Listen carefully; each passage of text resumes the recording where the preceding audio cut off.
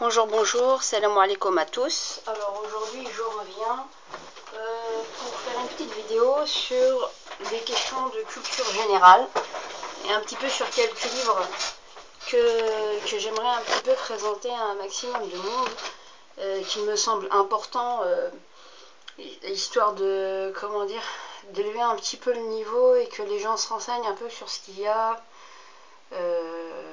au niveau de certains livres et le contenu de certains livres qui sont, je pense, primordial.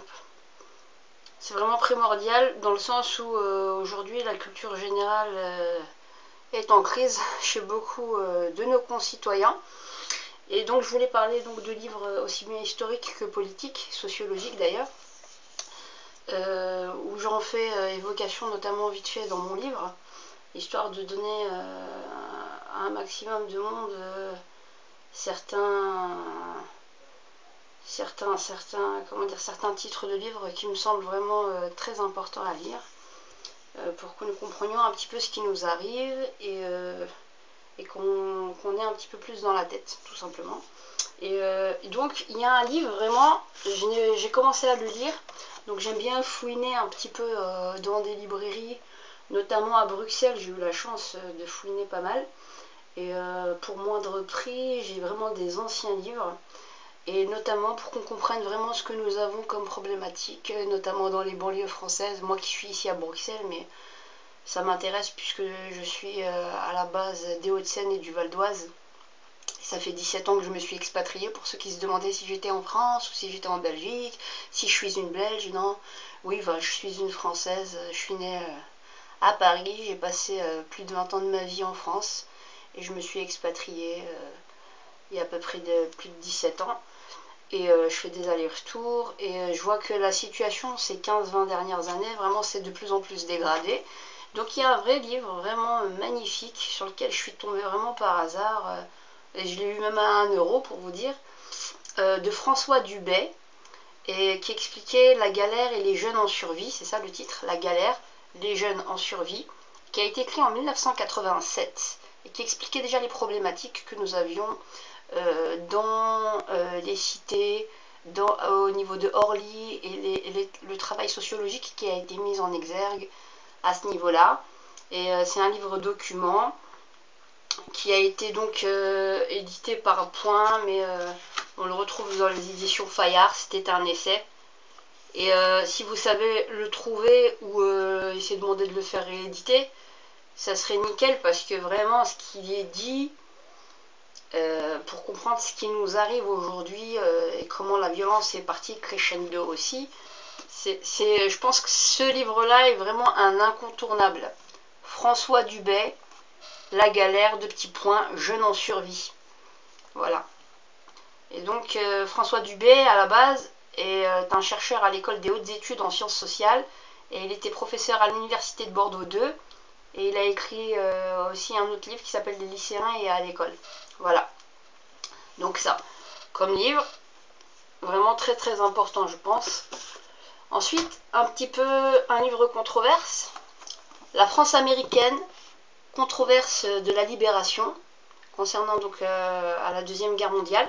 Hein, les vrais héros, on les présente toujours un peu comme les Américains, les Anglais, et on n'explique pas non plus que voilà, nos anciens combattants, spahis, les tirailleurs, on les met pas assez en exergue. Mais là on voit un petit peu le revers de la médaille, tout le, comment dire, tous les comportements des Américains au moment où ils ont débarqué, et comment ce qu'ils ont fait un petit peu aux villageois et comment dire, aux citoyens de Normandie, un petit peu, sans compter les viols, défoncement de baraques pour avoir toujours accès au vin. Voilà, il y a même des gens qui se sont fait fusiller.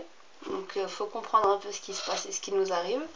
Donc La France américaine, controverse de la libération, aux éditions Racine, est écrit par Régine Torrent.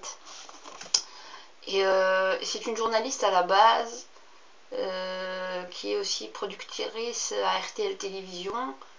Et voilà, et c'était dans quelles éditions? Donc elle parle de juin 44, de la période 44. Et ça a été aux éditions Racine en 2004. Voilà. La France américaine, controverse de la libération. Ensuite, un truc super aussi, alors ça je m'étais débrouillé à 2,50 €, pas très cher, à l'époque c'était 16 ou 17 €. Nicolas Beau, qui a écrit La Maison Pasqua. Et là, toute la corruption, bon, je vais enlever tout ça, mais toute la corruption, on voit un petit peu ce qu'il y a comme lien au niveau politique et tout à quoi nous avons affaire. Et c'est aux éditions Plomb. Espérons que ça mette du plomb dans la tête à beaucoup de nos concitoyens. Hein. Et voilà. Il y a quoi encore?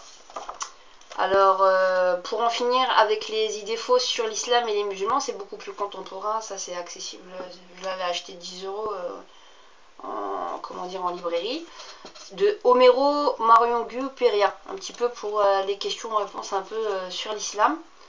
Que j'ai trouvé assez concis, je l'ai trouvé assez bien. Il est assez bien fait. En finir avec les idées fausses sur l'islam et les musulmans. Mais bon, j'ai aussi ma petite critique. Erwan Bergeau, qui était un ancien militaire, notamment qui a fait aussi la guerre d'Algérie. Et il y a un autre livre aussi qui s'appelle La guerre des appelés en Algérie. Là, je dis, je fouille, je chine. Moi, je fouille dans les anciens livres. Moi, je regarde aussi les nouveaux, mais moi, je remonte jusqu'en 1871 pour certains livres que je donne comme référence dans mon livre à moi. Je suis en train d'écrire et que j'ai terminé d'écrire. Je viens d'envoyer ça à des maisons d'édition, on verra bien ce qu'il en sera. Erwan Bergeau, lui, il a écrit la deuxième DB.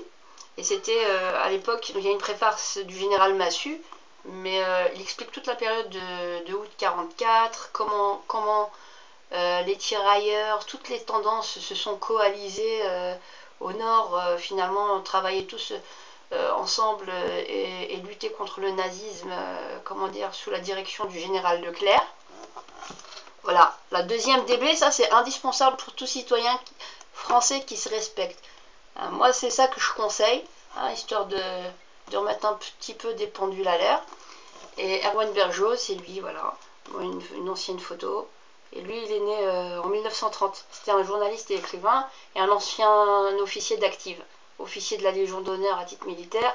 Lui, il a fait l'Indochine au 6e bataillon des parachutistes coloniaux avec le commandant Bijard. Et après, il est parti en Indochine.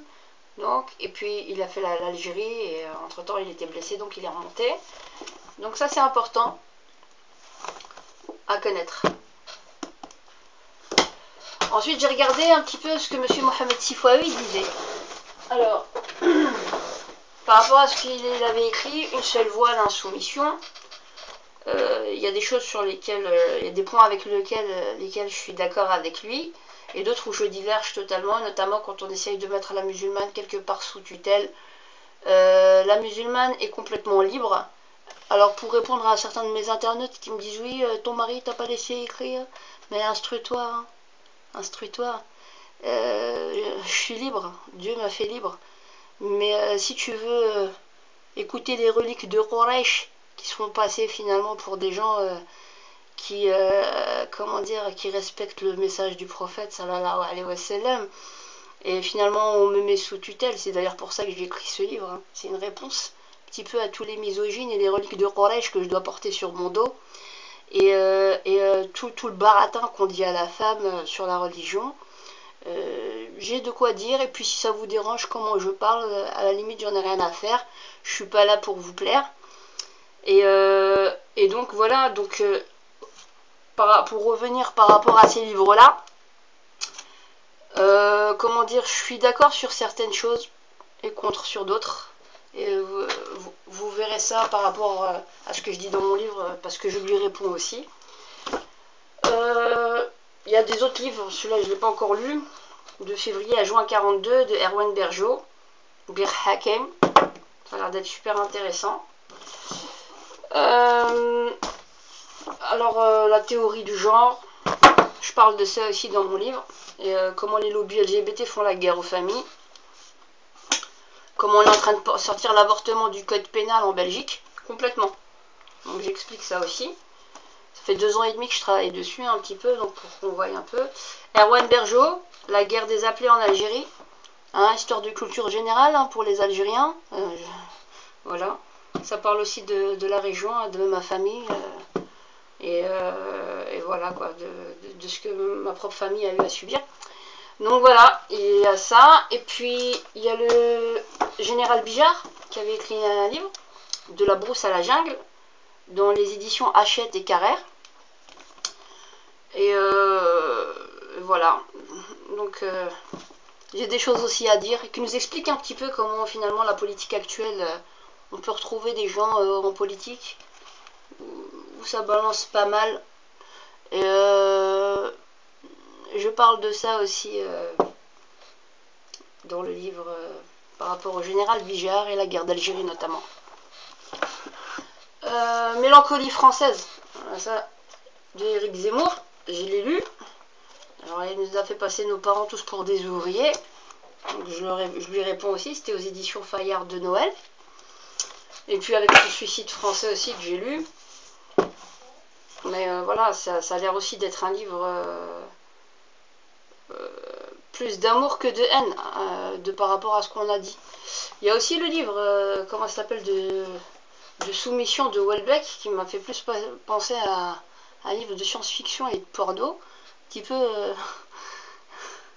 Un petit peu comme... Non mais la musulmane maintenant c'est la blonde d'hier en fait. Hein. Aujourd'hui c'est ça qu'on pourrait dire. Hein. Donc faut arrêter de fantasmer. Hein. On n'est pas vos joujoux et on sera la Barbie de personne, ni des hommes musulmans hein, qui veulent trop nous enfermer et finalement nous prendre pour leurs marionnettes, et ni ceux qui souhaitent nous déshabiller. D'accord? Donc vous aurez tout le temps de vous régaler bientôt avec le livre Inch'Allah qui sera bientôt édité. Allez, au revoir et bonne lecture.